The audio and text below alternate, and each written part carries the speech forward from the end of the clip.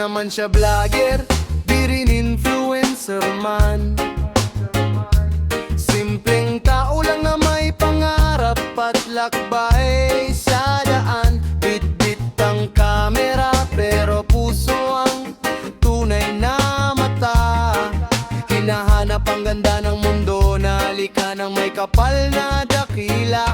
Sa bundok man o sa dagat, sa tahimik na bayan, bawat hakbang niya'y kwento ng paglalakbay na walang hanggan. Hindi para sa views, hindi para sa fame, kundi para maramdaman ang ganda ng mundo sa bawat frame. Friends, Lima Adventure, tara na't bumiyahe, tuklasin ang tanawin na biyaya ng Ama sa langit. Enjoy the good creation of God sa bawat lugar, sa bawat bundok at dagat. Ang saya'y walang kapantay. Friends, Lima Adventure, lakbay na totoo.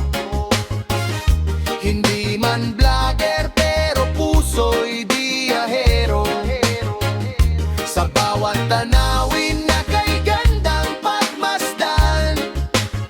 Pasasalamat sa Diyos ang laman ng puso't isipan.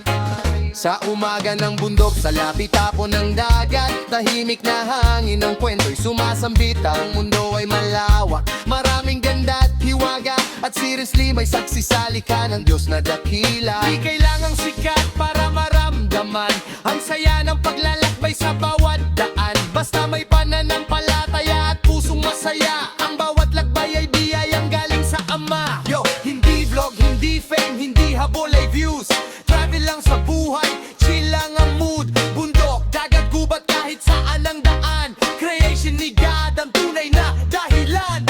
Click ng camera, memory sa isip, mga tanawin na talagang nakakakiliti. Hindi influencer pero explorer ang dating. Slay lang Venpor, tunay ang dating. Team Adventure, tara na't bumiyahe, tuklasin ang tanawin na biyaya ng Ama sa langit. Enjoy the good creation of God sa bawat lugar, sa bawat bundok at dagat. Ang saya'y walang kapantay. Friends, Lima Adventure, lakbay na totoo.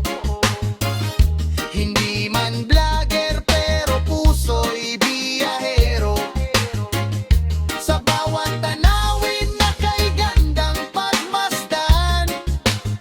Pasasalamat sa Diyos